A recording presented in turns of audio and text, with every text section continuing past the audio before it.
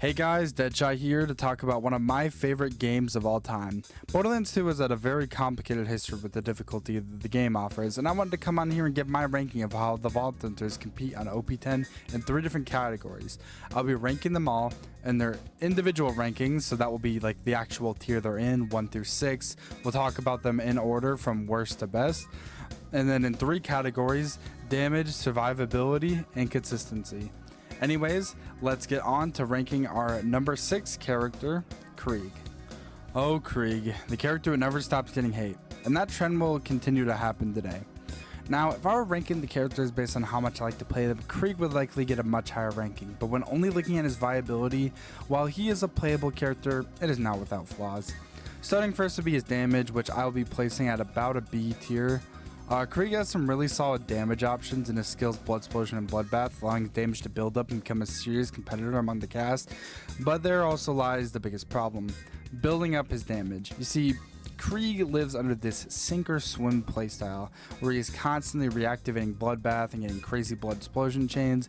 His damage can severely fall back if you are not, though. But if you are skilled enough, he's definitely able to keep up with some serious damage. And honestly, if Bloodbath was not a kill skill, I would definitely place his damage at an A tier. But because both Bloodbath and Blood Explosion are kill skills, I think he deserves a B. Next up, Krieg's survivability. And this is one thing where I think Krieg strives the most. Amongst his different builds, Krieg has the most raw damage resistance and health in the game, with the only being problem is how you get back to full health. Every build has a choice between either having damage or survivability on Krieg, and this is based on your build, and unfortunately that comes at the cost of damage. In the middle of the pack build and the most consistent is the Reaper build, where your goal is to chain kills to the peak opener and heal from kill to kill, but when you get into his other builds, the trade-offs get worse and worse. Hellborn has amazing survivability where you slap on a Flame of the Fire Rock and let it go nuts, but straight up awful damage. I mean, it's practically in a staring competition with your enemies. Javelin has amazing damage, but its healing is much slower than could be getting from the Reaper build. Melee struggles to get kills for healing, but once it does, it can ride that wave and spam buzz axes and easily get kills to keep healing. So I'm going to place Krieg's survivability at an A tier because I do think this is the category that he can strive in under the right circumstances. And I think it's the main reason why Krieg has even been able to keep up on the OP levels. And then finally, we have consistency. I talked about this in the previous categories, but Krieg's damage and healing are extremely inconsistent, and a large part of his skill curve is using player skill to make up for his inconsistencies. He's by far the worst character in the game consistency wise, and I'll be giving him a C tier. Next up on my list is probably going to be my most controversial take this video, but I hope you'll be able to understand why I came to this conclusion of my number 5 being Zero. Now, to start off, his damage, S tier. People glaze Boar all the time, but his true power lies in Kunai, Deathmark, Ambush, his action skill, one shot, one kill, and then finally critical ascension. These traits, broken, and like as long as you're able to fight an enemy group, and this is very important, that you can crit, he will melt them. But the main problem with Zero, survivability. See, Zero, straight up a glass cannon. If you don't play at a far enough a distance, which if you are not playing at a gigantic distance, it is harder to build up critical ascension if you're really far away. Zero will be absolutely destroyed in seconds. First thing, the only way to survive more than one hit is to use deception after getting health gated, and then trying to chuck a fastball. But well, you may be thinking, oh, swap to the Grog fastball or chain lightning or anything, but no, because the moment you swap to the Grog nozzle, your critical ascension stacks are gone. And considering Zero's biggest issue is getting ammo, you can't let all those critical ascension stacks go away just to heal. But you may be wondering, is there a Moxie sniper? There is, actually, the Cherami, which is not very good. The Cherami itself has a 15% lifesteal, which is okay, but the weapon does almost no damage. And especially if you're not fighting enemies where you can get a critical head shot, your only option is to use a grenade with it. But with a 15% healing in the chain lightning, you'd still be able to get full health, right? Well, another problem. Its lifesteal when give to other stuff is only 2%. It means your only option is to land a fastball, which is really hard to do, especially when you're up close, and you could even kill yourself with it. So, and honestly, I don't even find the Cherami very useful. So, realistically, I'd say 0, C tier in survivability. And now finally, consistency. This is the last ranking and is really what makes or breaks 0, because this consistently is entirely based on how good you are as a player.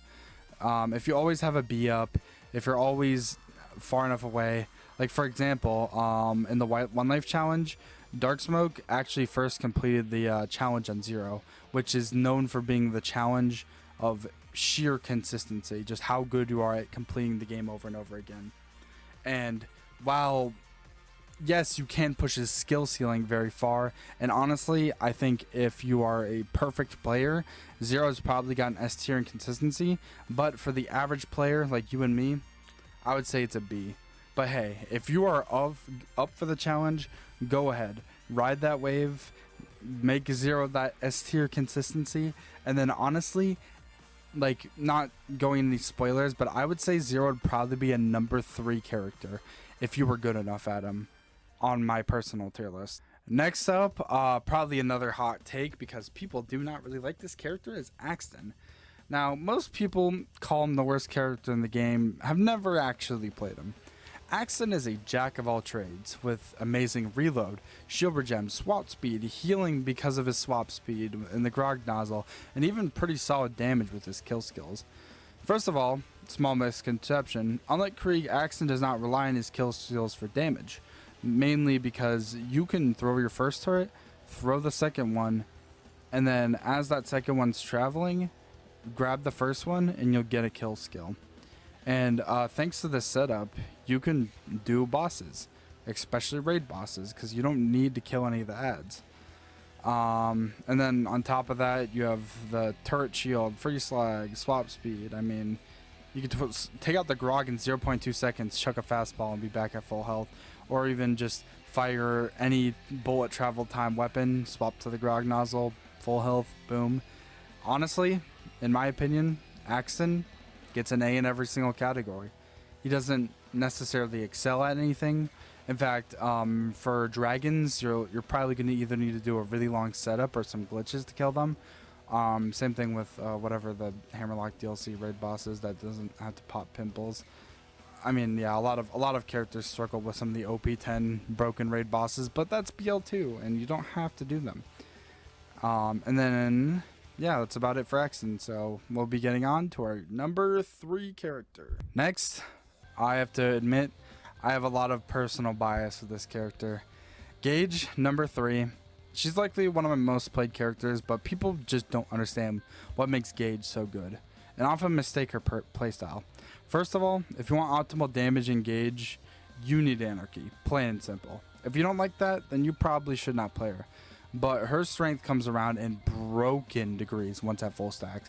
Firstly, her optimal weapons, Fibber, Twister, Norfleet, plenty other shock weapons go absolutely stupid with Wires on Taka rank 11 and a chaotic good blue Necromancer class mod, allowing you to use the best class mod stats, reload, fire rate, and giving her a much better synergy with shock weapons.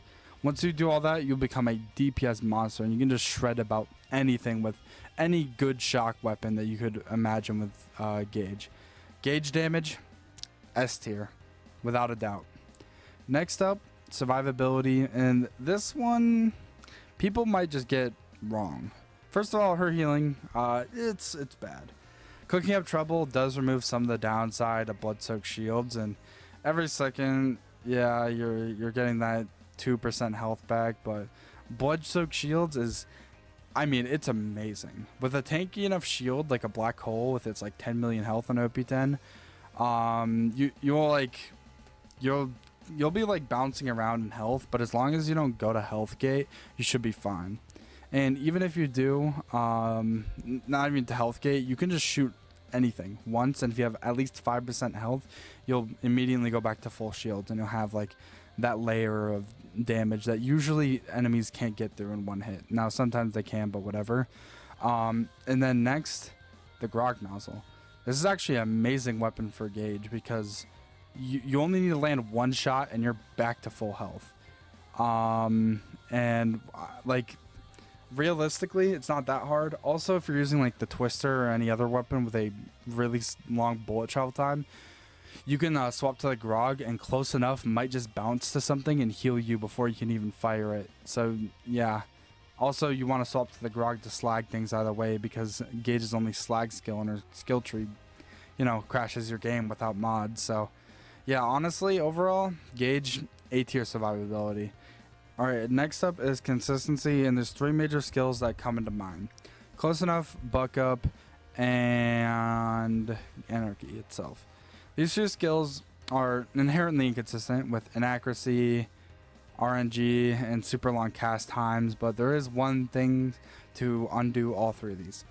Stand right in front of your enemy. Every bullet that hits, 700% more damage. The ones that fly off statistically do about 175% more, accounting for the 50% reduction and 50% reflect chance. And then there's also another consistent stat for mobbing, but also raid bosses, where if you get drunk enough and just spam the hive with the B, I mean, you will just shred any raid boss. You can shred mobbing with it, but it's not exactly your best option. That and also the sham Norfleet combo, because if you just fire the Norfleet in their general direction, you do like 630 million even without slag. So like you can pretty much run through any mobbing section with those, and it removes a lot of the inconsistency from her kit that makes people, you know, go so crazy and think, oh, Gaige is such a horrible character. But I promise you, same story with Axton actually, if you play Gaige or Axton, you'll just realize how much better they are than you expect them to be. And because you're likely to know who's at number 1, you should probably understand who's at number 2, which is this game's siren, Maya. Maya is probably the simplest character in terms of damage output, as she just abuses the load out of the meta. She phase locks something, use a B in pretty much any synergistic combo, but I mean, in this video I used the Pimpernel and the Sandhawk. With a chain reaction and then a +6 trickster class mod, you can pretty much kill any area of enemies. The only problem where she really struggles in damage is raid bosses, because raid bosses are just not well made in this game, and she doesn't really particularly do anything good against raid bosses, especially ones without ads. So overall, I would say her damage is an A tier, just because it is like really easy to pull off, and overall, like any raid boss with a strategy to one-shot it will be one-shotted by her, just as they would be by any other character. Next up, Maya's survivability, and she has lots of great options for this. Sweet Release, Elated, obviously great, but what's even better? Life Tap. Life Tap is like Thrill of the Kill if it was better, which is pretty... I mean, Thrill of the Kill technically came second, but it is just a better Thrill of the Kill, because once you kill something, you'll pretty much get back to full health off of the actual kill skill, and then after that you'll have like a little duration where you just get free healing. So honestly, easy S tier. Already outclasses one of the greatest healing skills in the game, and with her other options, amazing. She can just whip out a grog if she wants to. And then next up, survivability, and I mean, with phase lock, controlling the battlefield, on-demand slag, amazing healing, huge fire rate, synergies with the B, and all of those synergistic weapons. I mean, how can you even argue with her consistency being S tier? Let's just say there's a reason why Maya is the easiest one-life character out of any of them, even then easier than Zero, despite having how they play, you know? I mean, if Maya is able to do a sniper Zero better than Zero, you gotta kind of question where all the Zero glaze comes from in our community. And now finally, it is the moment you have all been waiting for. The best Vault Hunter in Borderlands 2. I don't think I need to say it, but obviously it's Salvador. I mean, come on, watch in the background as I kill things with a freaking starter pistol. Salvador is like carried by like 3 skills, but it doesn't matter because they're all so broken. Money Shot, If you have 12 mag, you do 1,040% more damage or something ridiculous like that. It's around there. It's about 1,000%. No kill like overkill is literally blood explosion, but instead of being condensed in an explosion, it's applied as weapon damage. And then finally, just his action skill. I mean, Randy Pitchford literally said that offhanding isn't a glitch. So technically, you're supposed to have the grog nozzle healing and the 3 times crit on any weapon, or technically you're supposed to have 800% damage boost on any weapon, or technically pimp pabbing isn't a glitch. It was actually intended, or any other bolt broken combo you could possibly think of. And honestly, I think Jolt's dude summed up Salvador better than me. As he once said, Salvador makes a bad build good, a good build great, and a great build broken. So every single category, Salvador gets an S tier, as he is probably the most obvious best character in any Borderlands games to date. Anyways, that was my tier list ranking the Borderlands 2 Vault Hunters, and if you disagree with anything on the list, make sure to comment about how much you love Zero and wish you could cuddle him at night so I can get that social credit with the algorithm. Anyways, I will see you all next time.